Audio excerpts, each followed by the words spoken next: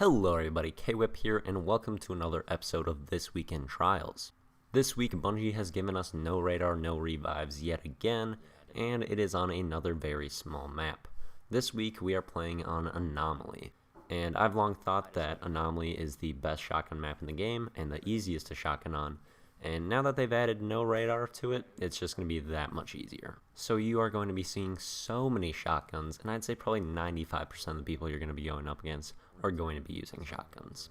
So for my recommendations on weapons, use a shotgun.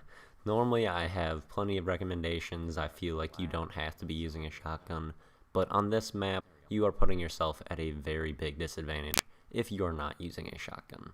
Just so much of the map is in shotgun range and is extremely close quarters, plus you really want that quick one-hit kill ability in close range, so if you sneak up behind people you can kill multiple people very quickly.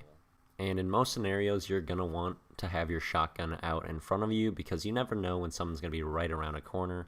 So you want to make sure you have that out so you can one-hit kill them and not give them the opportunity to kill you. For what weapon to use as your primary, I would say that the Aes Luna Palindrome archetype is awesome for this map as well because almost the entire map is in its effective range. And this is an extremely strong primary right now. And most of your gunfights that you actually have a primary out at are going to be in that hand cannon range. I think pulse rifles will also do awesome on this map, especially the Waltz and Clever Dragon archetype, because there is not a single place on the map where you are outside of these pulse rifles ranges, and if you're not in a shotgun fight, usually it's going to be medium close range, where these weapons do well. So moving on to the subclasses that I think are best on this map, I would have to say that I think Night Stalker, Voidwalker, and Striker are the best. And I would also say that Sunsinger is pretty decent if you want to be someone that uses fusion grenades and goes around and sticks people, and then self-res can also be quite helpful in this, but I just don't like that style of play and feel like it's not always going to help you that much. But anyway, the other three I've chosen, Striker, Night Stalker, and Voidwalker, notice that they are all Panic Supers.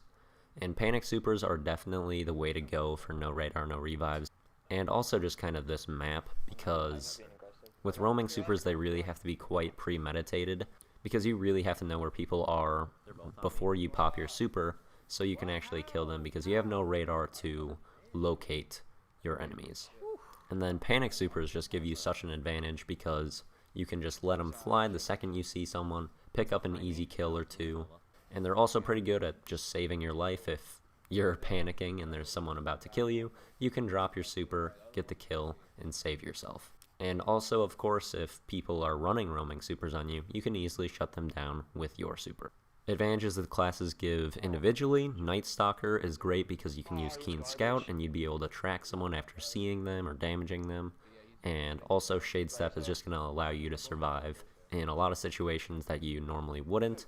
You can kind of peek out into an area. If you see someone, immediately Shade Step back into cover, and that can save you in a bunch of scenarios, as well as you can dodge log grenades with it. Voidwalker is nice on this map because Axion bolts are good in just about every scenario, but they also provide you some information as you can throw it around a corner, and if you see it start tracking someone, you know people are around that corner, and that gives you a bit of information while you don't have radar. As well as it's got a fantastic super that can get multiple kills and just kind of save you sometimes.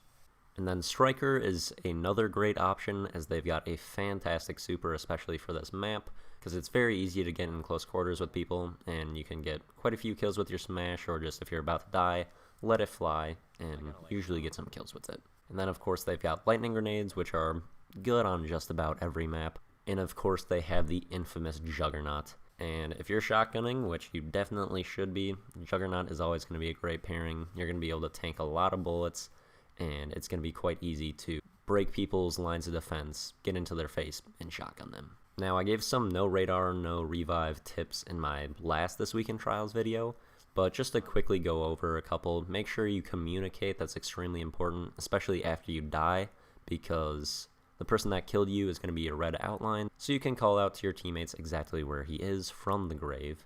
And then also, if you see people in gunfights at all, you want to make sure to call them out because your teammates likely do not know where they are.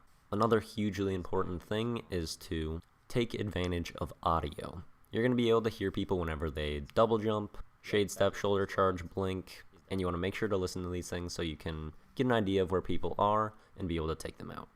Now, one spot I use to kind of use this sound to my advantage, I just run over to right below where the B flag is, and if I hear people moving up there, I just jump right up and usually can get a shotgun kill out of it. So that's a great spot, especially if you're on a hunter with better control, because you're just right up into their face and they cannot react to hearing you float up if you're on like a warlock or a titan. Some other routes I like to take, I usually like to get kind of into the middle of the map and then just run along the outskirts on the lower level of the map, and usually flank into one of the close quarter rooms that is closer to their spawn, and usually you can catch a couple people by surprise and get behind them. This is also an extremely effective strategy on heavy round, and heavy spawns right on top of where the B flag is in control. It's kind of just in the middle of the map, quite visible, and so I like to run around the outskirts because it'll help me get behind people quite easily, and usually you can flank people quite effectively doing this. And as a side note, where the heavy ammo spawns is exactly where the cap point is as well. And one more route you can take if you're interested in getting some early kills is from this spawn, just kind of run straight up to B flag and then slide through this corridor, and that can get you some easy kills quite a lot, as that's a pretty popular area. If you get in there fast and if you slide in, you can usually pick up some easy kills. Anyway, that's going to do it for my advice on this map. I hope you enjoyed the gameplay and the tips. Please leave a like if you did, and subscribe for some more Destiny videos. Thanks for watching, and see you later.